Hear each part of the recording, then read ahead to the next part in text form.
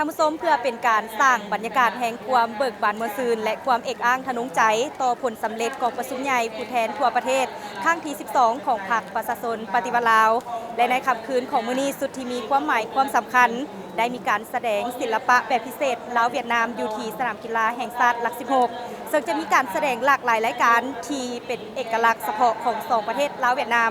ภาพบรรยากาศจะเป็นอะไรนั้นเซิร์นประธานที่ตามรับชม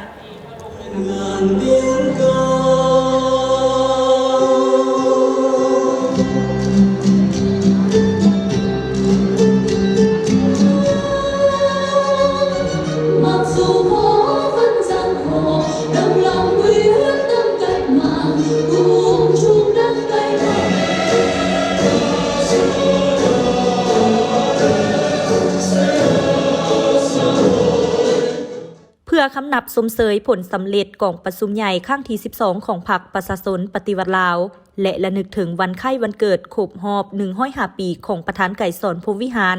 ภายใต้หัวข้อลาวเวียดนามมหากาพย์แห่งมิตรภาพในวันที่ 9 มังกร 2026 ที่สนามกีฬาแห่งชาติหลัก 16 ได้จัดงานแสดงศิลปะแบบพิเศษลาวเวียดนามมหากาพย์แห่งมิตรภาพขึ้นโดยการเข้าร่วมของสหายทองลุ้นศรีสุริตเลขาธิการใหญ่คณะบริหารงานศูนย์กลางพรรคประชาชนปฏิวัติลาวประธานประเทศแห่งสาธารณรัฐประชาธิปไตยประชาชนลาวพร้อมด้วยภรรยามีสหายเวียนวันหุงกรรมการศูนย์กลางพรรคคอมมิวนิสต์เวียดนามรัฐมนตรีกระทรวงวัฒนธรรมกีฬาและท่องเที่ยวแห่งสาธารณรัฐสังคมนิยมเวียดนามมีบรรดาสหายการน้ำขันสูงอดีตการน้ำขันสูงของพรรครัฐทูตตนุทูตพนักงานทหารตำรวจพ่อแม่ประชาชนลาวและชาวเวียดนามพร้อมด้วยคณะนักแสดงศิลปะวรรณคดีสาธารณรัฐประชาธิปไตยประชาชนลาวและสาธารณรัฐสังคมนิยมเวียดนามเข้าร่วมสหายนางสวนสวรรค์วิญญาเกตกรรมการศูนย์กลางพรรครัฐมนตรีกระทรวงวัฒนธรรมและท่องเที่ยวได้ขึ้นกล่าวปราศัยและรายงานจุดประสงค์ของงานซึ่งได้เน้นหนักว่างานแสดงในค่ำคืนนี้บ่เป็นเพียงแต่งานศิลปะบันเทิงทั่วไปแต่มันคือบทเพลงประวัติศาสตร์ที่ยั่งยืนถึงสายพัวพันมิตรภาพอันยิ่งใหญ่เป็นการยั่งยืนว่าจากคุ้มครองสู่หบเดียวกันในสมัยต่อสู่กูชาติมาสู่ยุคสมัยใหม่แห่งการสร้างสาพัฒนาสองชาติพวกเขายังคงจับมือกันก้าวไปข้างหน้าอย่างมั่นคงด้วยการเสื่อมจอดทางยุทธศาสตร์ทางด้านเศรษฐกิจคมนาคมและวัฒนธรรมเพื่อนำเอาความผาสุกมาสู่ประชาชนของทั้งสองประเทศสามารถยืนยันว่าสายพัวพันลาวเวียดนามเป็นมรดกอันล้ำค่าของสองชาติเป็นปัจจัยภาวะวิสัยเป็นกฎเกณฑ์ประวัติศาสตร์และเป็นกำลังแห่งอันใหญ่หลวงของสองภาคสองรัฐที่ต้องได้รับการเสริมขยายส่งต่อให้บรรดาคนหุ้นนุ่มต่อไปและเป็นเหตุการณ์สำคัญทางวัฒนธรรมของสองประเทศในครั้งนี้ได้ประกอบส่วนสำคัญเป็นบาดก้าวกระโดดให้แก่การพัฒนาสายพัวพันมิตรภาพอันยิ่งใหญ่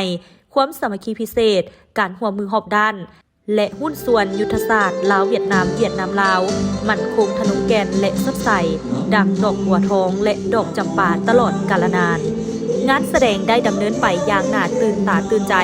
ด้วยการนำใช้เทคโนโลยีแมปปิ้ง 3D จำลองภาพสายผู้หลวงและแม่น้ำคองตลอดรายการได้มีการฉายภาพประวัติศาสตร์การพบปะของผู้นำสองชาติและการแสดงศิลปะที่หลากหลายเส้น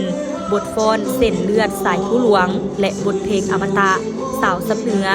ซึ่งบรรดารายการแสดงได้รวบรวมเอาทั้งมูลเสื้อความสามัคคีไอ้น้องนับแต่อดีตจนถึงปัจจุบันมาแสดง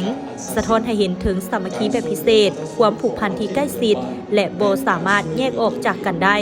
ระหว่างประชาชนสองชาติลาวและเวียดนามถึงแม้ว่ามหากาพย์แห่งมิตรภาพจะสิ้นสุดลงแล้วแต่ทำนองเพลงแห่งความสามัคคีและภาพของความหักแพงไอ้น้องจะยังคงสืบต่อดังก้องอยู่ในดวงใจของประชาชนสองชาติลาวเวียดนามตลอดไป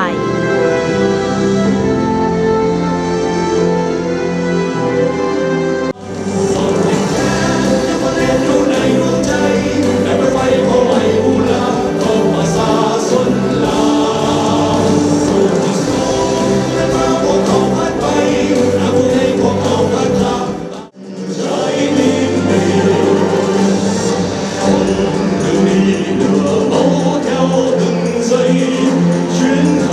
报上面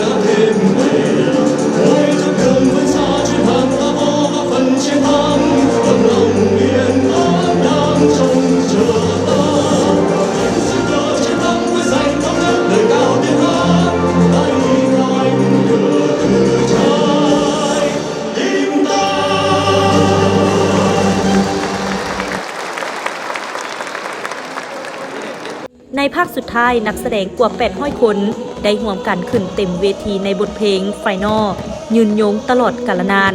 บรรยากาศได้ก้าวเข้าสู่จุดสูงสุดด้วยการยิงบั้งไฟดอกอย่างยิ่งใหญ่ประกอบดนตรีเป็นเวลา15 นาทีซึ่งสร้างความประทับใจอย่างหลวงหลายให้แก่ผู้ชมรับชมการ